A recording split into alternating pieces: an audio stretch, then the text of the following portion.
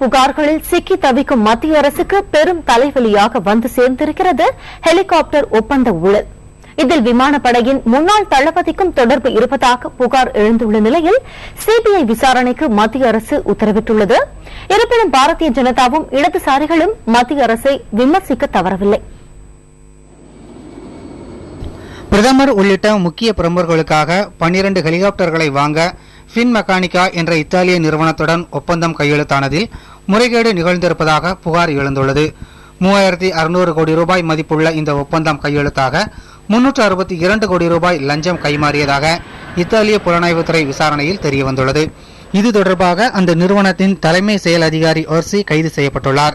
இத்தாலிய அரசின் நடவடிக்கை இந்தியாவிலும் சலசலப்பை ஏற்படுத்தியுள்ளது. எதிர்க்கட்சிகளின் விமர்சனத்தை தொடர்ந்து ஹெலிகாப்டர் ஒப்பந்தம் தொடர்பாக சிபிஐ விசாரணைக்கு மத்திய அரசு உத்தரவிட்டுள்ளது. I can assure you the moment we get a report from CBI, he will take, as I said earlier, strongest action provided in the Integrity Pact. That includes cancellation of the contract,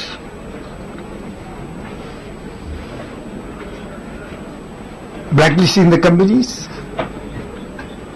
and criminal action, and all these things will follow. விசாரணை குறித்த தகவல்களையும் இந்தியர்கள் யாருக்கேனும் ஊழலில் தொடர்பு இருக்கிறதா என்பது குறித்தும் அறிக்கை தருமாறு பிரிட்டிஷ் மற்றும் இத்தாலி அரசுகளை கேட்டுக் கொண்டிருப்பதாக வெளியுறவுத்துறை தெரிவித்துள்ளது. இந்திய விமானப்படையின் முன்னாள் தளபதி SP தியாகிக்கும் அவரது உறவினர்கள் 3 பேருக்கும் இந்த ஊழலில் தொடர்பு இருப்பதாக தகவல் வெளியாகியுள்ளது. இந்த புகாரை SP தியாகி மறுத்துள்ளார். तो पहला रिएक्शन तो ये था, शॉक का था. लेकिन ये कहानी मतलब पहली बार तो नहीं आई है, ये कहानी नई नहीं है.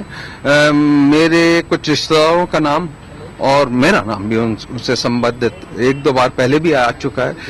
शॉक लगा, लेकिन ये भी है कि मेरे को जानकारी है कि इसमें कोई गड़बड़ नहीं हुई, जहां तक मेरी जानकारी है. तो ये भी लगा कि अच्छा है, इंक्वायरी हो जाए, सब बात पूरी पता पड़ जाएगी.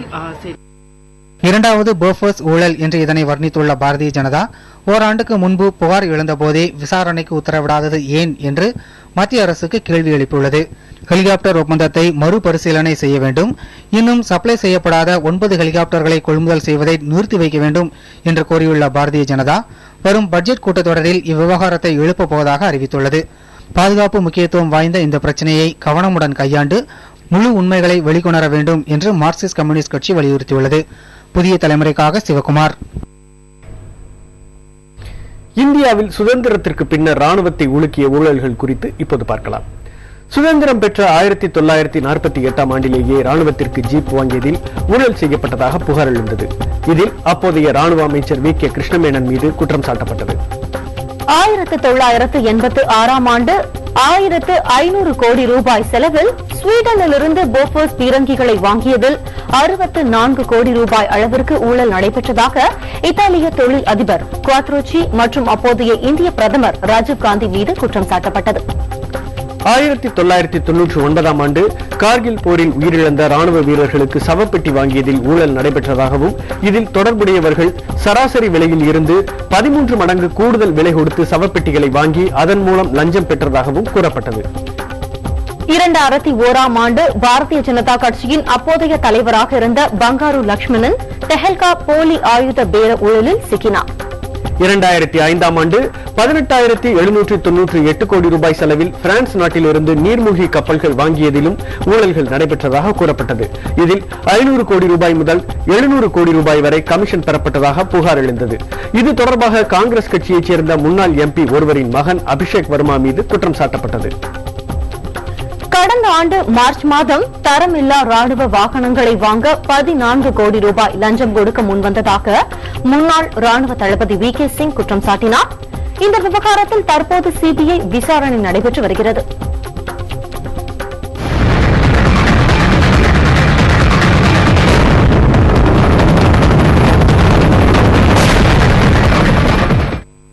ராணுவ தளவாடங்களை வாங்குவதில் எடுத்துக் கொள்ளப்படும் காலதாமதங்களே ஊழலுக்கு ஊற்றுக்கண்ணாக அமைந்து விடுவதாக ராணுவத்தில் இருந்து ஓய்வு பெற்ற அதிகாரி கர்னல் ஹரிஹரன் தெரிவித்துள்ளார்.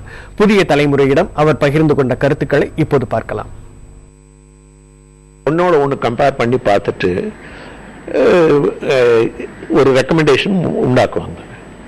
அது டிஃபென்ஸ் அக்விசிஷன் கவுன்சில் இருக்குது. அதற்கு தலைவர் இவர் மத்திய பாதுகாப்புத்துறை மந்திரி, 3 இவங்களும் இருக்காங்க, army, navy, air force chief, finance secretary, defence secretary, இவங்க எல்லாம் உட்காந்து இதுல இருந்து இப்போ இந்த மாதிரி செய்யலாம். இதுக்கு ஒரு 5-6 வருஷம் ஆயிடுது. இதுல என்ன ஆகுது, இந்த டைம் நீங்க எவ்வளவு அதிகம் எடுக்கிறீங்களோ இந்த மாதிரி ப்ரொசீஜருக்கு, அதுல உங்களுக்கு கரப்ஷன் வந்துடுது.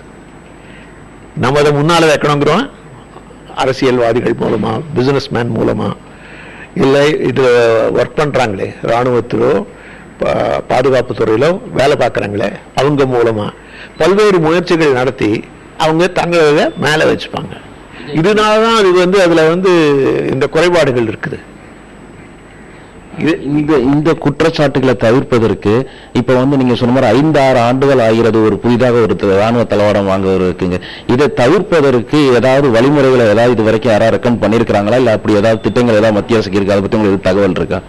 இல்ல, அப்படின்னு இல்ல. இது தொடர்ந்து நடந்துட்டு இருக்குது முயற்சி. சிலதெல்லாம் 10-12 வருஷம் ஆயிடுச்சு.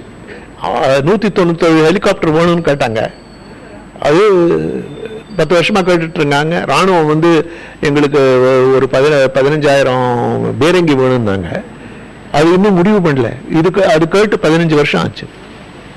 நீங்க எவ்வளவுக்கு எவ்வளவு இதை டைம் எடுக்கிறீங்களோ அதனால கரப்ஷன் அதிகமாகும்.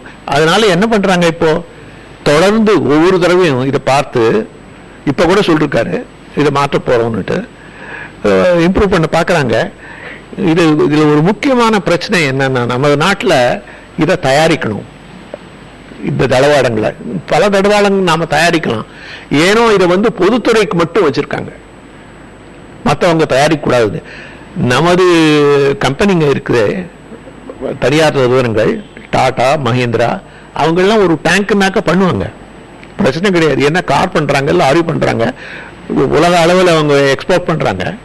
ஏற்றுமதி பண்ணும்போது ஏன் பண்ணக்கூடாது? அவங்கள இது ஒரு பொதுத்துறை நிறுவனத்துக்கு கொடுக்கணும்னு இது ஒரு பழைய அனுமானம். அதுலதான் பழைய குறைபாடுகள். நீங்க கூட இவர் இந்த தாத்ரா ட்ரக் மேனுபேக்சர்ல ஜெனரல் வி.கே. சிங் சொன்னாரு எவ்வளவு ஊழல் நடந்திருக்குதுன்னு. அதை வாங்குவதில் அந்த நிறுவனம் அந்த பழைய மாடலையே கொடுத்துட்டு இருந்துச்சு. அவங்களுக்கு பல்வேறு இடத்துல அவங்களுக்கு நல்ல இது இருந்துச்சு, லிங்க் இருந்துச்சு. அதனால அதை தள்ளிட்டு இருந்தாங்க, ராணுவமும் அதை வாங்கிட்டு இருந்துச்சு. அந்த மாதிரி குறைபாடுகள்லாம் நீக்கணும். பொதுத்துறை, தனியார் துறை ரெண்டும் சமமா நின்று நாமே இதை தயாரிச்சா தான் இது இந்த குறைபாடு நீங்கும். ஒரு போட்டியும் இருக்கும் அவங்களுக்குள்ள, அதனால துரிதமா செயல்படுவாங்க. இது ஆண்டனி சொல்லிருக்காரு. இருந்தாலும் அவர் சொன்னா போதாது, செயல்பாட்டில் இன்னும் வரல. இது பல்வேறு குறைபாடுகள் இருக்குது. இந்தியாவில் அண்மை காலமாக அதிகரித்து வரும் ஊழல் புகார்களுக்கு பாதுகாப்புத் துறையும் தப்பவில்லை. ராணுவத்தை நவீனப்படுத்த அதிக அளவில் ஆயுத கொள்முதலை இந்தியா தொடங்கியிருப்பதால் ஒப்பந்தத்தை கைப்பற்ற ஆயுத தயாரிப்பு நிறுவனங்கள் குறுக்கு வழிகளை நாடுவதே இதற்கு காரணம் என்று கூறப்படுகிறது. அமெரிக்கா சோவியத் யூனியன் இடையிலான பனிப்போர் காலத்தில் சோவியத் யூனியனில் தயாரான ஆயுதங்களே இந்திய ராணுவத்தில் எங்கும் நிறைந்திருந்தன. இப்போதும் கூட இந்திய ராணுவத்தின் 70% மேற்பட்ட ஆயுதங்கள் ரஷ்ய தயாரிப்புகளே. அமெரிக்காவும் ஐரோப்பிய நாடுகளும் தங்களது பொருளாதார தேக்க நிலையை சரி செய்வதில் கவனம் செலுத்தும் நிலையில் வேகமாக வளரும் நாடான இந்தியா ராணுவ மேம்பாட்டில் கவனத்தை திருப்பியுள்ளது. மாறிவரும் உலக சூழலுக்கு ஏற்பவும் சீனாவின் சவால்களை சமாளிக்கவும் நவீன ஆயுதங்களை ராணுவத்தில் சேர்க்க திட்டமிட்டுள்ள இந்தியா முப்படைகளையும் பலப்படுத்த அதிநவீன ஆயுதங்களுக்கான வேட்டையை தொடங்கியுள்ளது. உலகின் 2வது மிகப்பெரிய ராணுவத்தை கொண்ட இந்தியாவின் தேவை மிகவும் அதிகம் என்பதால் உலகின் முன்னணி ஆயுத தயாரிப்பு நிறுவனங்கள் இந்தியாவை குறிவைத்துள்ளன. India is a rising state. மிலிட்டரியில நம்ம second largest armed forces, third largest army, and we are the largest purchaser of weapons and system, largest, number one. Therefore, these people want to come and vyapara interest irke na business paisa அந்த மாதிரி. So நிறைய கண்ட்ரியில producers, manufacturers, agents நம்ம நாட்டிலே வருவாங்க. அண்மையில் பெங்களூருவில் நடைபெற்ற aero ஷோவில் அமெரிக்கா, ரஷ்யா, இஸ்ரேல், பிரான்ஸ் உட்பட பல்வேறு நாடுகளைச் சேர்ந்த விமான தயாரிப்பு நிறுவனங்கள் தங்களது தயாரிப்புகளை ஆர்வமுடன் காட்சிப்படுத்தியதே இதற்கு மிகச்சிறந்த உதாரணம். சுமார் 50,000 கோடி ரூபாய் மதிப்பிலான பன்முக பயன்பாட்டிற்கு உதவும் 126 ரஃபேல் ரக போர் விமானங்களை வாங்குவதற்கான ஒப்பந்தம் பிரான்சுடன் விரைவில் கையெழுத்தாகும் என்று பிரான்சிற்கான இந்திய தூதர் ராகேஷ் ஷூட் நம்பிக்கை தெரிவித்துள்ளார். The first 18 aircraft are supposed to come from France. After that, gradually we will have greater and greater value addition being undertaken in India. By the time the last of the aircraft rolls off, the 126, 80% of the value addition is supposed to have been done in India. ரஷ்யாவில் தயாராகும் 20,000 கோடி ரூபாய் மதிப்புள்ள admiral கோர்ஷ்கோவ் விமானந்தாங்கி போர்க்கப்பல் இந்திய ராணுவத்தில் இந்த ஆண்டு இறுதிக்குள் சேர்க்கப்படுகிறது.